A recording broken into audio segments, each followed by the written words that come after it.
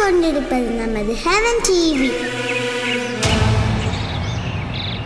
அதிகாலையில் கர்த்தரை நீ தேடினால் தென்படுவார், உனக்கு முன் வருவார். முழு மனதோடு அவரை நீ கூப்பிட்டால் பதில் தருவார், வழி காட்டிடுவார். மகளிர் மன்றாட்டு ஜெப நேரம், மன்றாடி ஜெபிக்க இரு தருணம். மகளிர் மன்றாட்டு ஜெப நேரம், மன்றாடி ஜெபிக்க இரு தருணம்.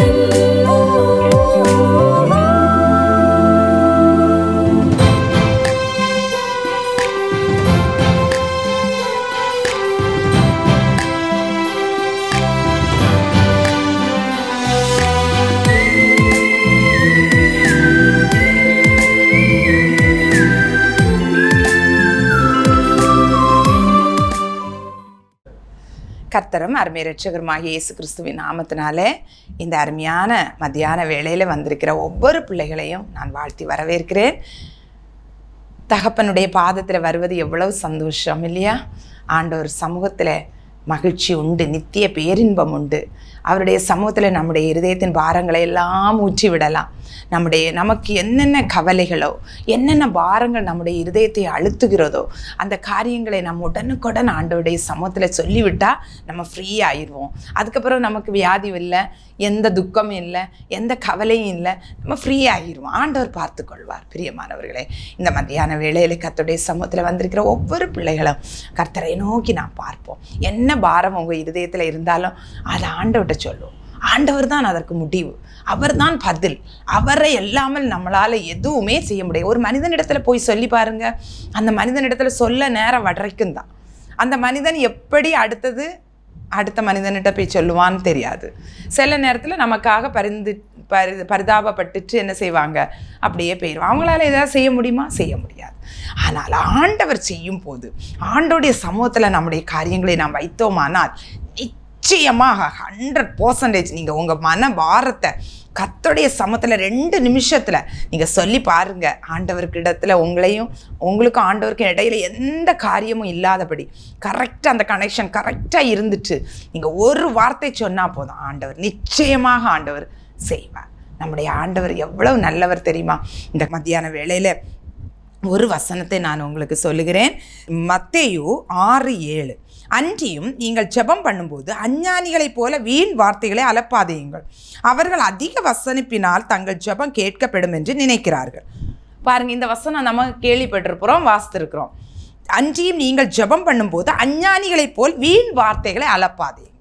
அப்படி என்றால் என்னன்னா, சில பேர் நினைப்பாங்க நிறைய ஜெபிப்பதனால நம்முடைய ஜெபம் கேட்கப்படும். ரொம்ப நீண்ட ஜெபம், நிறைய மணிக்கூர் கணக்கில். ஓகே, மணிக்கூர் கணக்கில் கட்டாயம் ஜெபிக்கணும். ஆண்டவரே சொல்லியிருக்கார், 1 மணி நேரமாவது விழித்திருந்து ஜெபிக்கக்கூடாதா? ஆனால் ஒரு காரியத்துக்காக நம்ம ஜெபிக்கும் போது நீண்ட ஒரே காரியத்தை போட்டு நீண்ட ஜெபமாக பண்ணணும்னு கட்டாயமே இல்லை. இங்கே என்ன சொல்லப்பட்டிருக்கிறேன்னா, ரொம்ப ஒரு நீண்ட ஜெபம். அப்படி ஜெபிப்பதனால நம்முடைய ஜெபம் கேட்கப்பட்டாயிற்று என்று நம்ம நினைப்பது தவறு.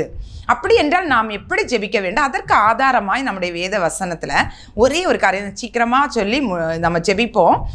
எலியா என்பவர் தீர்க்கதரிசி, பாருங்க, அவர் நம்மை போல பாடுள்ள மனிதன் தான். ஆனால் ஒரே வார்த்தை தான். பாருங்க, அந்த பாகாலுக்கு முன்னாடி கர்த்தாவே என்னை கேட்டறலும், என்னை கேட்டறலும். அப்படியே அந்த பலிபீடத்தில் அக்கினி இறங்கிட்டு. அதுக்கு முன்னாடி அவன் செய்தது ஒன்று, அதை நன்றாக நம்ம கவனிக்கணும். அந்த பலிபீடத்தை செப்பனிட்டான். இங்கே பார்க்கும்போது பலிபீடம் நாம் தான். நம்முடைய வாழ்க்கையை நாம் செப்பனிட வேண்டும். நம்முடைய ஜெபம் ஆண்டவர்கிட்ட உடனடியாக கேட்கணும்னா நம்முடைய வாழ்க்கையில் இருக்கிற அசுத்தங்களை எல்லாம் துப்புரவு பண்ண வேண்டும். அப்படி நாம் பலிபீடத்தை சரிப்படுத்திட்டோம்னா உடனே அந்த ஜெபம் என்ன செய்யப்படும்?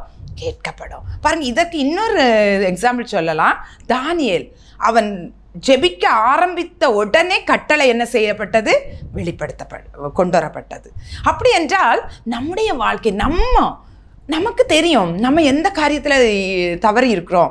நம்ம எந்த காரியத்தில் இந்த ஜெபத்தை பண்ணதுக்கு முன்னாடி நம்மை நாமே உய்த்து ஆராய வேண்டும். நாம் ஆண்டவருடைய ஒரு ப்ளக் பாயிண்டில் நம்ம அந்த ப்ளக்கை வைக்கும் போது அதில் ஏதாவது தூசிகள் ஏதாவது அடைப்பு இருந்தால் அது கரண்ட் என்ன செய்யாது, இங்கே வராது, பாஸ் ஆகாது, அது ஒர்க் ஆகாது. ஆனால் அது கரெக்டாக இருந்துச்சுன்னா வச்ச உடனே என்ன செய்கிறோம், மிக்சியோ கிரைண்டரோ ஒர்க் ஆகிறோம். பாருங்க, அதே மாதிரி தான் ஆண்டவருக்கும் நமக்கும் கனெக்ஷன் கரெக்டாக இருந்துச்சு. ஒரு வார்த்தை சொன்னால் போதும், அப்படியே ஆண்டவர் செயல்படுவார். அப்போ இந்த வசனத்தின்படி நாம் ஜெபிக்கணும். ஆண்டவரை ஓயாமல் துதிக்க வேண்டும், ஓயாமல் ஆண்டவரை பிரைஸ் பண்ணணும், ஆண்டவரை மேன்மைப்படுத்தணும், ஆண்டவரிடத்தில் நம்முடைய ஜெபங்களை விண்ணப்பங்களோடு கூடிய ஸ்தோத்திரத்தோடு தெரியப்படுத்தி கொண்டே இருக்கணும். ஆனால் நம்முடைய வார்த்தைகள் எப்படி இருக்க வேண்டும், சுருக்கமாக இருக்கணும், அலப்பாமல் கரெக்டாக இருக்கணும். அதுக்கு முன்னாடி நம்மை நாமே சோதித்து பார்க்க வேண்டும்.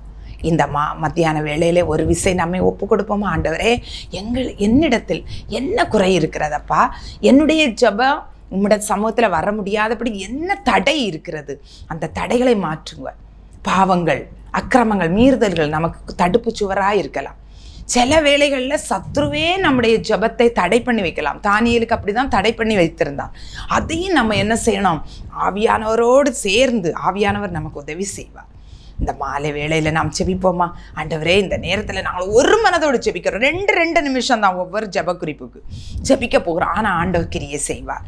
எப்படி நம்ம ஆண்டவரிடத்தில் ஒப்பு கொடுப்போம், நம்மை தாழ்த்துவோம். ஆண்டவர் நம்முடைய காரியங்களை நம்முடைய குறைகளை சரிப்படுத்தி கரெக்டாக கனெக்ஷன் வரும்போது ஆண்டவர் நிச்சயமாக நம்முடைய ஜெபத்திற்கு பதிலை தருவார். இந்த மத்தியான வேளையில் நாம் கண்களை மூடுவோமா, எல்லாரும் ஜெபிப்போம். ஆண்டவரே எங்களுக்கு கிருபை தாங்கப்பா, ஜெபிக்க பலன் தாரும் ஆண்டவரே. அப்பா, எரேமியா சொன்னது போல என் கண்கள் குளமானால் நலமாயிருக்கும் என்று சொன்னார். அதே போல் தேசத்தில் நடக்கிற ஒவ்வொரு காரியங்களை நாம் கேள்விப்படுகிறோம். எவ்வளவோ நியூஸ் பேப்பரில் படிக்கிறோம், தொலைக்காட்சி மூலமாக நம்ம பார்க்குறோம். எத்தனை காரியங்கள், எத்தனை சம்பவங்கள். நாம் எவை நமக்கு நல்ல பாதுகாப்பு என்று நினைத்தோம், அந்த பாதுகாப்பே அந்த இடங்களில் இல்லை. பள்ளிக்கூடங்கள் பாதுகாப்பு என்று நினைத்தோம், பள்ளிக்கூடத்திலே கொலை நடக்கிறது. மருத்துவமனையில் பாதுகாப்பு சுகம் என்று நினைத்தோம், அங்கேயே கொலைகள் நடக்கிறது. இப்படிப்பட்ட ஒரு சூழ்நிலையில் நாம் வாழ்ந்து கொண்டிருக்கிறோம்.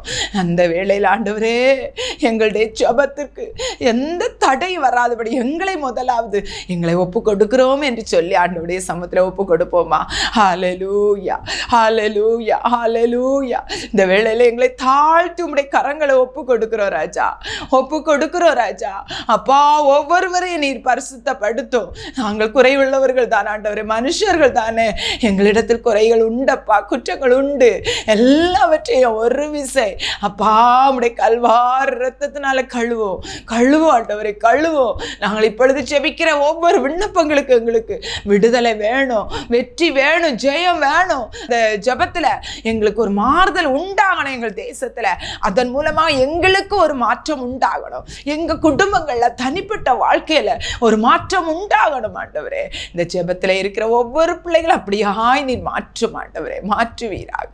தகப்பனே உம்முடைய கரங்களை ஒப்பு கொடுக்கிறோம் ராஜா. ஹல்லேலூயா, ஹல்லேலூயா, ஹல்லேலூயா. ஆகாத நோக்கோ சிந்தனையை அகற்றும் எங்கள் நெஞ்சை விட்டு வாகானதாக்கு மனமெல்லாம் வல்லமையோடு ரூபை செய்யோ. ஜபமே ஜீவன், ஜபம் ஜெயம், ஜீவியத்திற்கு இதுவே சட்டம். ஜபமே ஜீவன், ஜபம் ஜெயம், ஜீவியத்திற்கு இதுவே சட்டம். அல்லேலூயா. அப்பா ஆண்டவரே, ஒரு மனதோடு ஜெபிக்க கிருபை தாரும், விசுவாசத்தோடு ஜெபிக்க கிருபை தாரும், கருத்தாய் ஜெபிக்க கிருபை தாரும். அப்பா உம்முடைய கரங்களை எங்களை தாழ்த்தி ஒப்பு கொடுக்கிறோம். இயேசுவின் நாமத்தில் ஜெபிக்கிறேன் பிதாவே, ஆமேன், ஆமேன். முதலாவதாக நாம் தேசத்திற்காக நம்ம ஜெபிக்க போகிறோம். தேசத்தில் கோடான கோடி ஜனங்கள் ஆண்டவரை அறியாமல் ஏனோ தானோ என்று அவங்களுக்கு தேவ பக்தி உள்ள பிள்ளைகள். ஆனால் எப்படியாயினும் அந்த கடவுளை கண்டடைய வேண்டும், அந்த கடவுளுடைய பரலோகத்தில் போனோம் என்ற வாஞ்சியோடு என்னென்னலாமோ பண்ணுறாங்க. ஆனால் அவங்களுடைய நிலைமை என்னது? பரிதாபம். உண்மையான பொருளை அவங்க இன்னும் கண்டுபிடிக்கலை.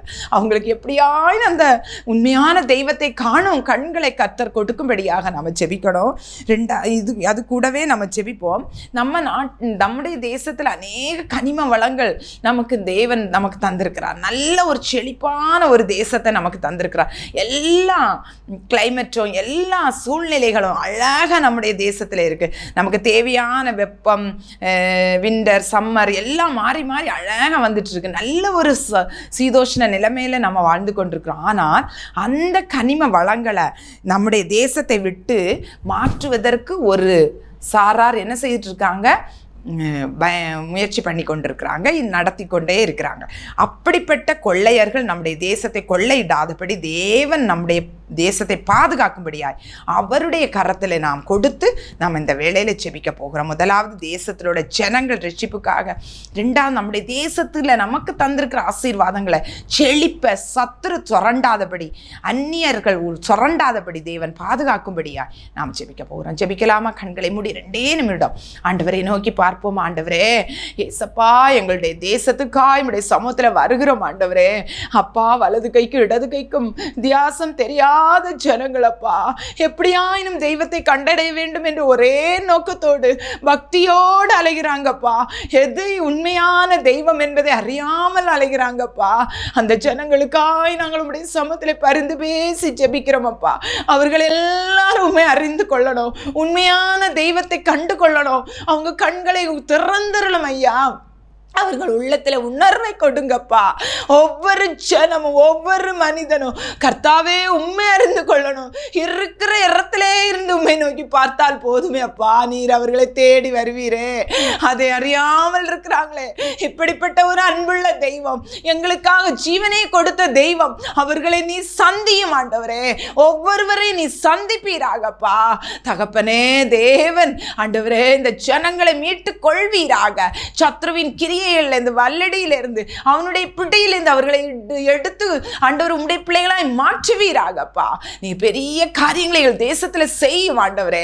அப்பா, இன்னும் எங்கள் தேசம் நல்ல ஒரு தேசம், எங்களுக்கு அழக ஆண்டவரே செழிப்பான தேசத்தை தந்திருக்க. ஆனாலும் அந்த செழிப்பை சூறையாடுகிற பொல்லாத வஞ்சக சத்துருக்களின் கிரியைகள் அழியட்டும் ஆண்டவரே. இயேசுவின் நாமத்தினாலே அதை சுரண்டுகிற மனிதர்களை நீ சந்தியும் அப்பா. ஆண்டவரே, எங்கள் தேசத்தினுடைய கனிம வளங்கள் ஆண்டவரே எல்லாவற்றையும் நாங்கள் இந்த தேசத்துல இருந்து ஒவ்வொருவர் அனுபவிக்க கிருபை தாங்கப்பா. ஒவ்வொரு பகுதிகளிலும் தேவ பாதுகாப்பை கட்டளையிடுங்க ராஜா. ஹல்லேலூயா, ஸ்தோத்திர ராஜா. தேசத்தின் பலனை உங்கள் தேச ஜனங்கள் அனுபவிக்கட்டும், கிருபை செய்வீராக. நீர் அப்படி செய்கிறபடியால் உமக்கு ஸ்தோத்திர ராஜா. எங்கள் ஜெபத்தை நீ கேட்கிறபடியால் உமக்கு ஸ்தோத்திரம் ஸ்தோத்திரம் ஸ்தோத்திரம் ஆண்டவரே. உங்க கரங்களை ஒப்பு கொடுக்கிறோம் இயேசுவின் நாமத்தில் பிதாவே. ஆமேன் ஆமேன் ஆமேன். அடுத்ததாக நம்முடைய தேசத்தில் இன்னொரு காரியம் நடந்து கொண்டிருக்கிறது. லஞ்சம், ஊழல், பரிதானம். பாருங்க, வேதத்தில் நான் அந்த லஞ்சம் ஊழலை பரிதானம் என்று சொல்லி குறிப்பிட்டிருக்கிறது. பாருங்க, யோசபாத்தின் நாட்களில் இப்படிப்பட்ட காரியங்கள் ஒன்றுமே இல்லை. தேசம் அமைதலாக இருந்தது. பாருங்க, யுத்தம் இல்லை, எதுவுமே இந்த பரிதானங்கள் ஒன்றுமே இல்லை. அப்போ நம்முடைய தேசத்தில் இந்த பரிதானம், அதாவது லஞ்ச ஊழல் வாங்கினா அது எவ்வளவு கஷ்டம்னு தெரியுமா?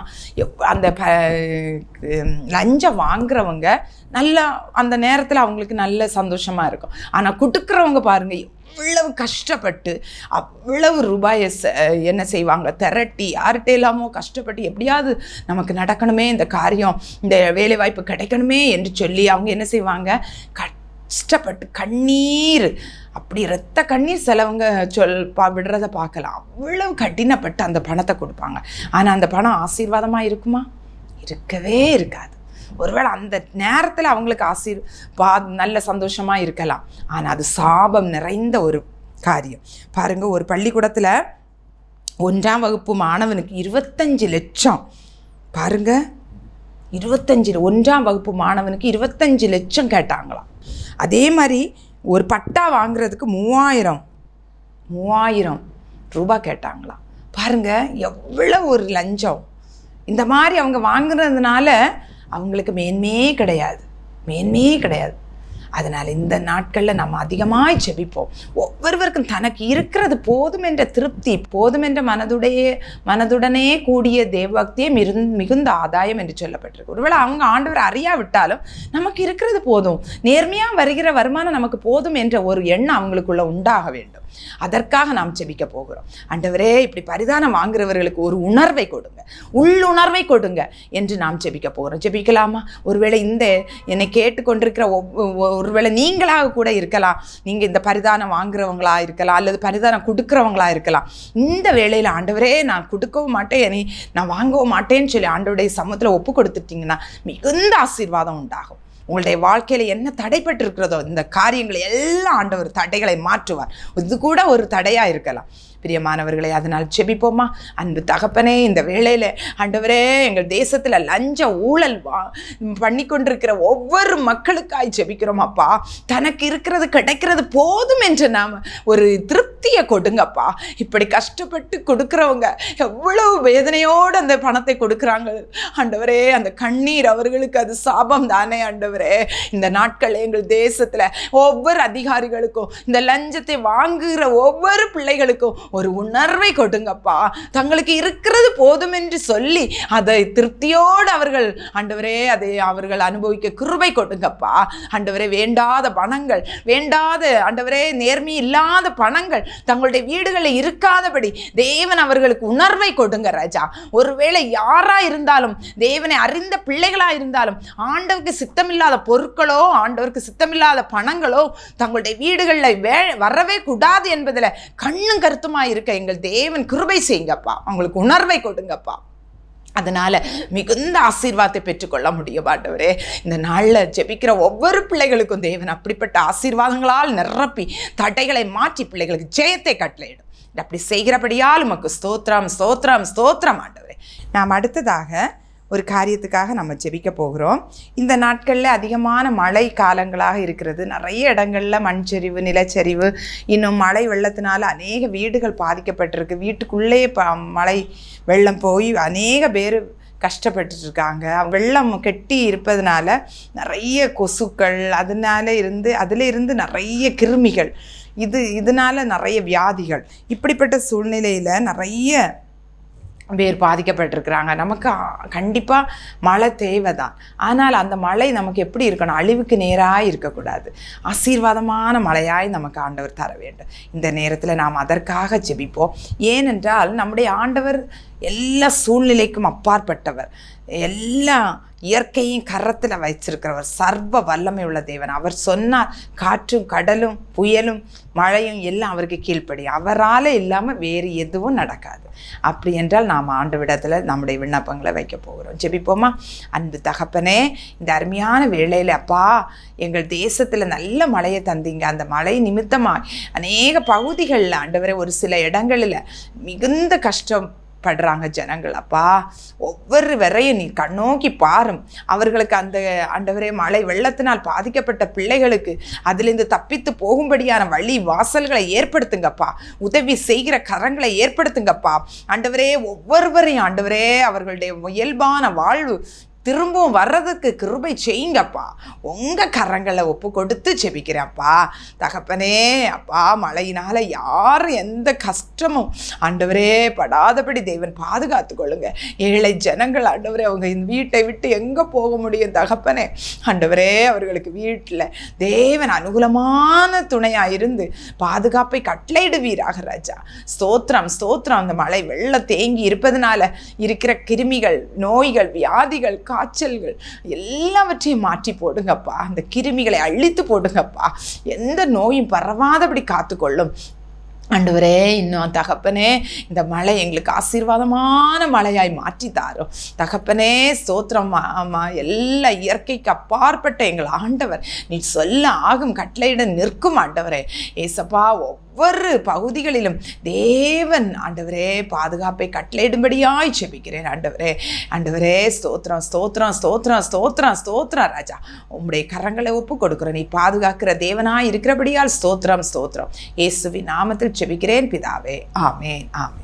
அடுத்ததாக நாம் ஜெபிக்க போகிறோம் பெண் பிள்ளைகளுக்காக பாதுகாப்புக்காக, சிறு பிள்ளைகளின் பாதுகாப்புக்காக. ஏனென்றால் இந்த நாட்களில் சிறு பிள்ளைகளை நிறைய கடத்தல் நடக்குது.